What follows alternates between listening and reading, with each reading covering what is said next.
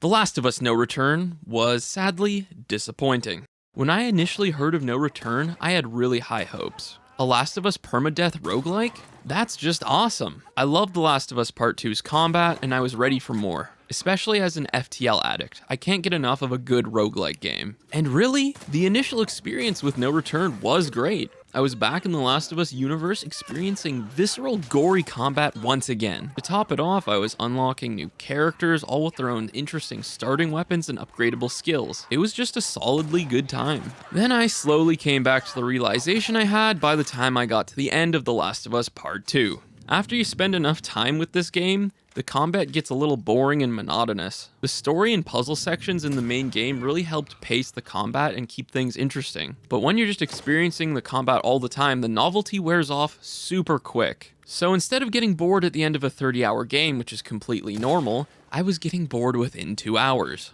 Even the encounters and the enemy variety themselves start to get boring, as there's only a small handful of these variations to encounter. In my opinion, a good roguelike thrives off of variety, and they accounted for this by adding different locations to fight in, different scenario objectives, and even adding these terrible modifiers like turning on an ugly filter, enemies dropping pipe bombs on death, or invisible enemies. They also introduced variety with bosses you face at the end of a run, but it really isn't enough to create a well-rounded roguelike experience. No Return in general feels cheap and low effort if I'm being entirely honest. Having to pay $15 to play No Return feels like a complete cop-out and cash grab by Naughty Dog and Sony. It really should have just been a free upgrade, especially for PS4 owners. Why can't they play No Return? I swear if somebody pulls the performance limits the ability to play the No Return game mode, so they only put it in the new one because you can't play it on the... No. Stop. Just stop. It's time to stop! It's time to stop, okay? And the worst part is I can't even tell the difference between the base game and the remastered graphically speaking. To be fair, I played both versions on my PS5, so I'm not sure if it matters or not, but I couldn't tell the difference. As a roguelike fan and a Last of Us fan, I'm disappointed in myself for even buying this, and I regret paying $15 for the upgrade.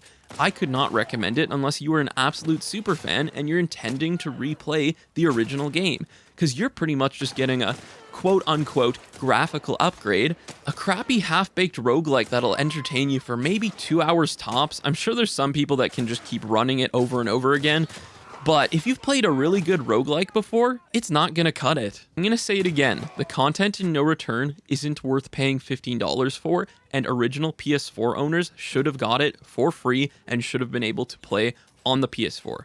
I was bored of it within 2 hours, and this is coming from a guy with 200 hours in FTL, the king of roguelikes. I still get cravings for that game, and to be honest, I kind of want to play it right now just talking about it. And seriously, invisible enemies that you can only see in the listening mode in a permanent death roguelike. I just can't get behind it, and I really don't see myself playing this game anymore. Sorry to say, I love The Last of Us, I love roguelike games, but this ain't it.